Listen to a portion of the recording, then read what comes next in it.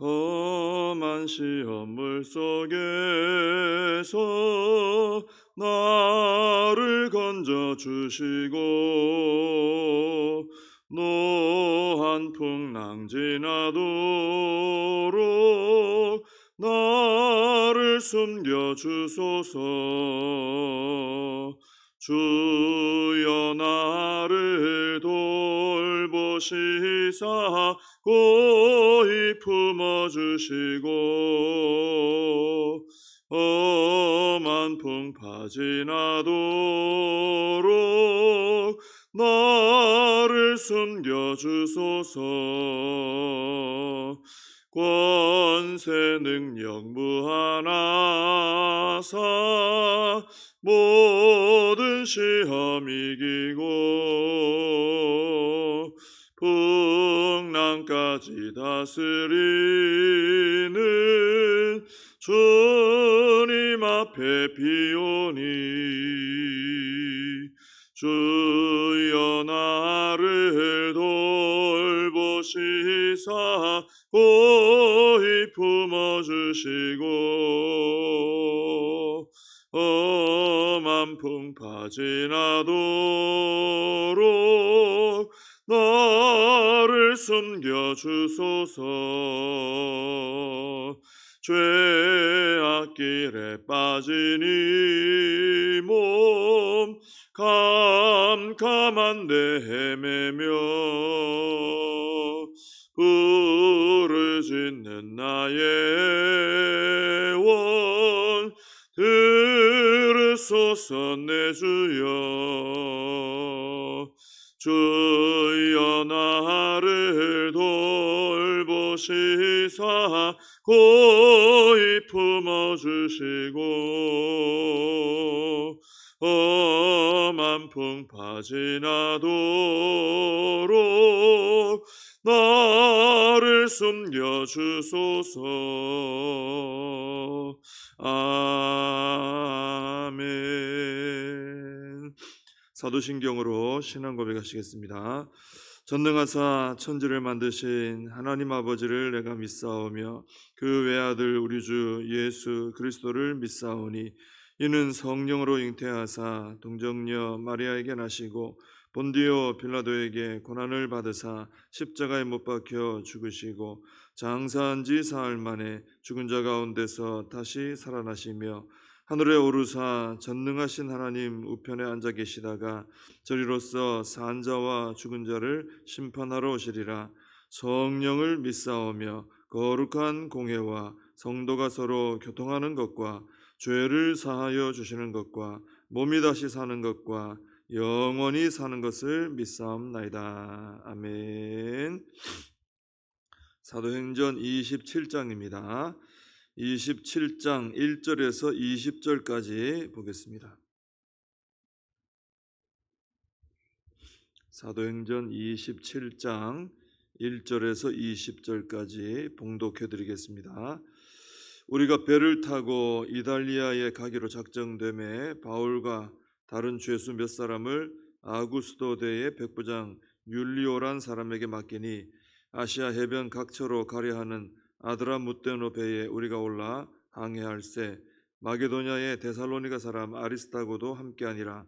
이튿날 시돈의 대니 율리오가 바울을 친절히 대하여 친구들에게 가서 대접받기를 허락하더니 또 거기서 우리가 떠나가다가 맞바람을 피하여 구브로 해안을 의지하고 항해하여 길리기아와 밤빌리아 바다를 건너 루기아의 무라시에 이르러 거기서 백부장이 이달리아로 가려 하는 알렉산드리아 배를 만나 우리를 오르게 하니 배가 더디가 여러 날 만에 간신히 니도 맞은편에 이르러 풍세가 더 허락하지 아니하므로 살몬의 앞을 지나 그르데 해안을 바람막이로 항해하여 간신히 그 연안을 지나 미항이라 하는 곳에 이르니 라세아시에서 가깝더라.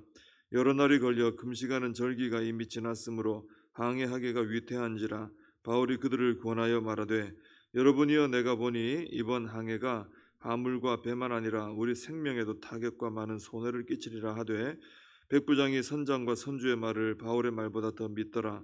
그 항구가 겨울을 지내기에 불편하므로 거기서 떠나 아무쪼록 베닉스에 가서 겨울을 지내자 하는 자가 더 많으니 베닉스는 그레데 항구라. 한쪽은 서남을 한쪽은 서북을 향하였더라. 남풍이 순하게 불매 그들이 뜻을 이룬 줄 알고 닻을 감아 그레데 해변을 끼고 항해하더니 얼마 안 되어 섬 가운데로부터 유라굴로라는 광풍이 크게 일어나니 배가 밀려 바람을 맞추어 갈 수 없어 가는 대로 두고 쫓겨가다가 가우다라는 작은 섬 아래로 지나 간신히 거루를 잡아 끌어올리고 줄을 가지고 선체를 둘러 감고 스르디스에 걸릴까 두려워하여 연장을 내리고 그냥 쫓겨가더니 우리가 풍랑으로 심히 애쓰다가 이튿날 사공들이 짐을 바다에 풀어버리고 사흘째 되는 날에 배의 기구를 그들의 손으로 내버리니라.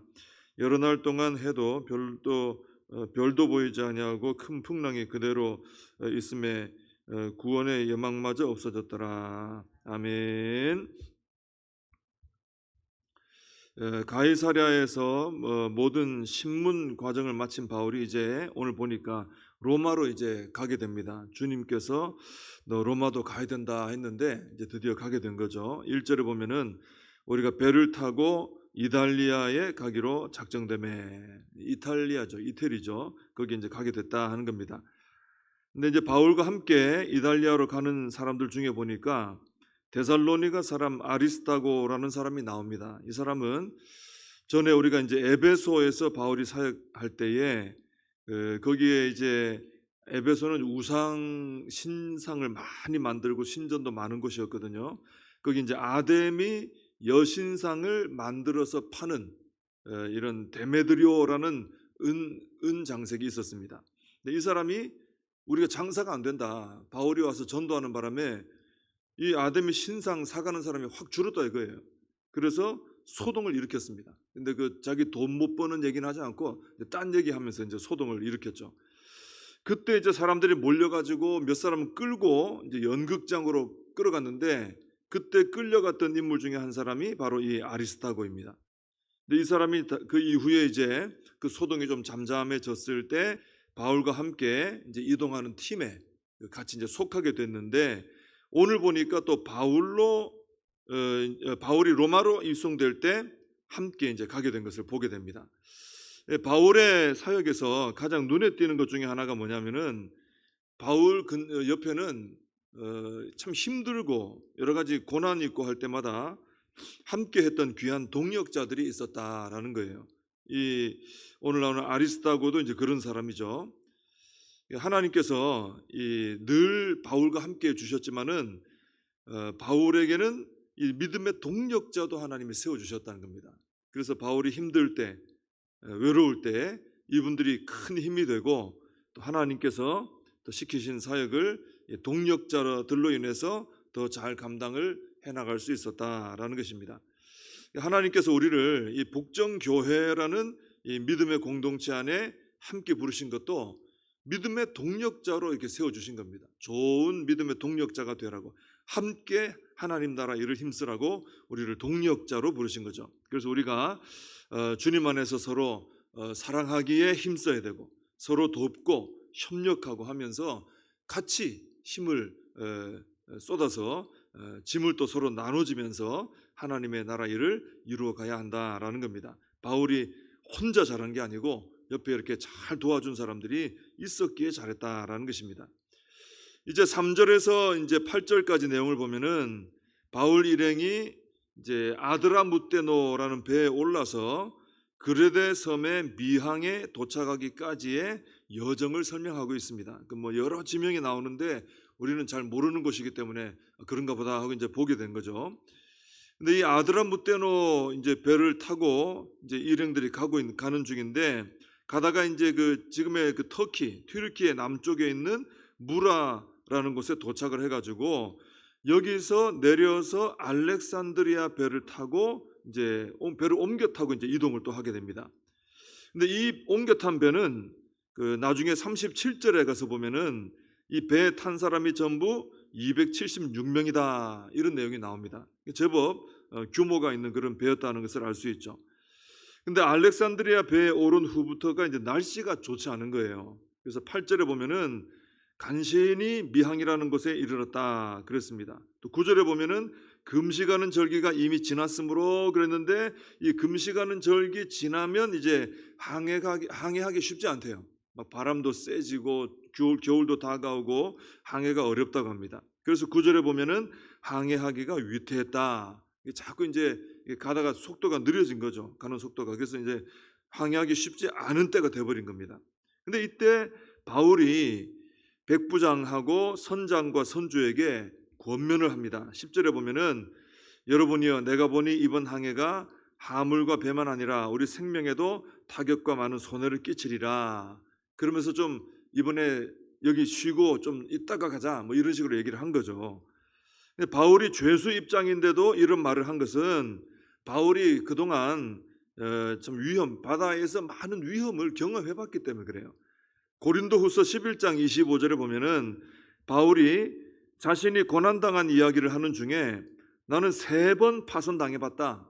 일주야를 깊은 바다에서 지내봤다. 이런 얘기를 합니다. 그러니까 바다에서 고생 많이 해본 거예요. 이리저리 끌려다니면서.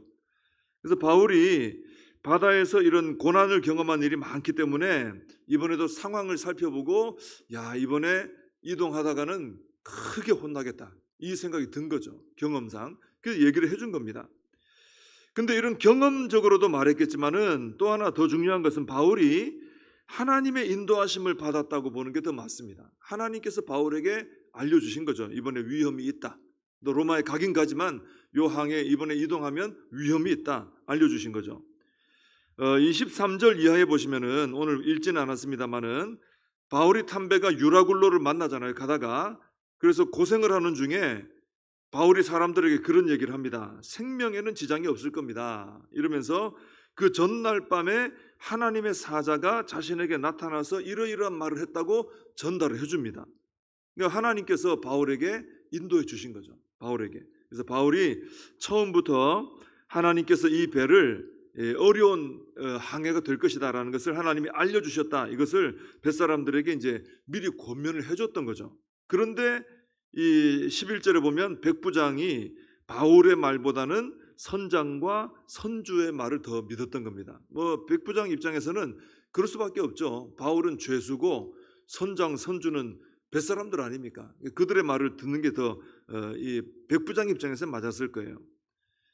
그래서 이 선장과 선주가 뱃사람들 전부 다 뭐라고 했냐면은 지금 머물고 있는 곳은 겨울 지내기가 불편하니까 조금 지금 힘들지만 항해하기 힘들지만 베닉스까지는 가서 거기서 겨울을 지내자 이렇게 결론 내린 거예요. 바울은 아니요 여기서 좀 쉬어야 됩니다. 가다가 큰 봉변 나갑니다. 근데 이 사람들은 가자. 그래서 가게 된 거예요.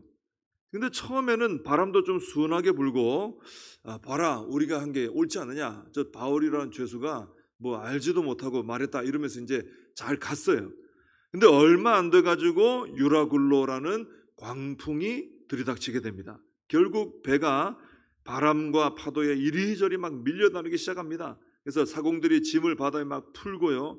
배 기구도 바다에 다 버리고 이렇게 합니다. 이 짐들이 다 이제 이탈리아로 다 가져가는 농산물 뭐 이런 거거든요. 다 버리는 거예요. 이 사람들 망한 게 되겠죠, 잘못하면. 그리고 여러 날 동안 이제 해도 안 보이고 별도 안 보이고 그때 당시에 뭐 좋은 뭐런 장치들이 있습니까? 없죠. 해 보고 별 보고 방향 잡고 가는데 이게 하나도 보이질 않는 거예요.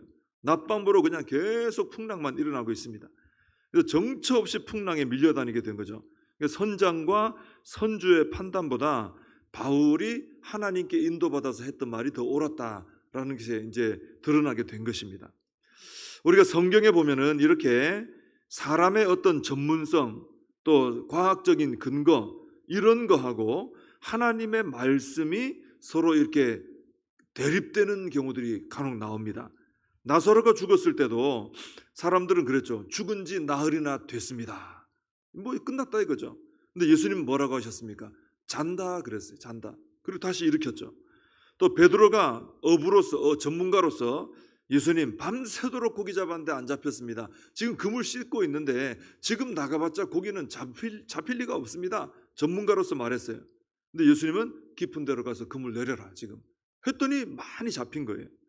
오늘 본문에서도 항해 전문가인 선장과 선주는 가도 된다 이렇게 판단했어요. 하나님의 말씀을 들었던 바울은 안 가야 된다. 지금 조심해야 된다. 이렇게 서로 대립을 하게 된 거죠.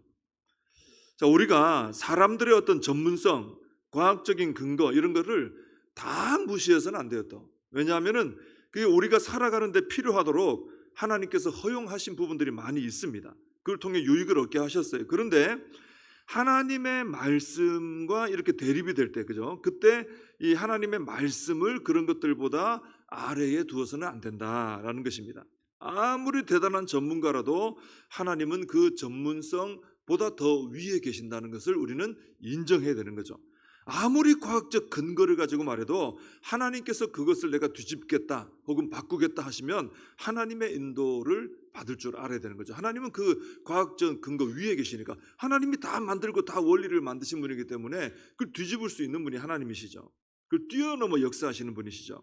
그래서 우리는 이 세상을 살아가는 데 필요한 그런 지식도 구비를 해야 되지만은 무엇보다 먼저 하나님을 아는 사람이 되어야 하고 하나님의 말씀을 듣고 순종하는 삶을 살아야 한다라는 것입니다. 그래서 오늘 하루도 우리가 뉴스도 보고 여러 가지 미디어도 접하고 사람들과 대화도 하고 책을 볼 수도 있고 여러 가지 세상과 접하는 게 있을 겁니다. 그러나 그 전에 우리는 먼저 이렇게 하나님 앞에 오늘 엎드려서 말씀을 듣고 기도하고 하면서 하나님의 인도를 우선시하고 하나님의 인도를 먼저 받아 나가는 오늘 믿음의 하루가 되시기를 바랍니다. 기도하겠습니다. 하나님 아버지, 바울에게 여러 믿음의 동역자들을 허락하신 것처럼 저희들에게도 복정교회 안에 귀한 동역자들을 허락하심을 감사드립니다. 하나님, 우리가 서로 하나님 안에서 하나님 나라를 위해서 세워진 동역자들이니 서로 사랑하며 서로 협력하며 서로 섬기며 도와주며 한 마음 되어서 동역하면서 하나님의 일을 이루어갈 수 있도록 축복하여 주시옵소서. 하나님 아버지, 오늘 말씀을 보니 모든 전문성과 과학적 근거들이 있지만은 하나님은 그것을 뛰어넘어 역사하시는 분인 것을 보게 됩니다. 하나님, 저희들도 이 땅을 살아가면서 필요한 것들이 다 있고 지식이 있고 또 인정해야 될 전문적인 부분들 또 과학적 근거들이 있겠지만은 하나님 그 위에 하나님 아버지의 가르쳐 주시는 말씀을 두게 하시고 항상 하나님을 최우선으로 모시고 하나님의 인도하심을 받아가고 하나님 말씀을 듣고 그 말씀을 따라 순종해 나가는 저희들이 될 수 있도록 은혜를 더하여 주시옵소서. 하나님, 어제 출발해서 수련을 하고 있는 중고등부 학생들 하나님 함께 해주셔서 귀한 은혜 받는 복된 시간들 되게 하여 주시옵소서. 예수님의 이름으로 기도하옵나이다. 아멘. 주님 가르쳐주신 기도로 예배를 마칩니다. 하늘에 계신 우리 아버지여, 이름이 거룩히 여김을 받으시오며 나라의 임하옵시며 뜻이 하늘에서 이룬 것 같이 땅에서도 이루어지이다. 오늘날 우리에게 일용할 양식을 주옵시고 우리가 우리에게 죄진 자를 사하여 준 것 같이 우리 죄를 사하여 주옵시고 우리를 시험에 들게 하지 마옵시고 다만 악에서 구하옵소서. 대개 나라와 권세와 영광이 아버지께 영원히 있사옵나이다. 아멘. 말씀 붙들고 함께 기도하시고 이 나라 민족을 위해서 우리 교회와 우리 다음 세대 우리 중고등부 수련회 위해서 기도해 주시고 또 청년대학부 수련회 위해서 기도해 주시고 우리 사명 붙들고 기도하겠습니다.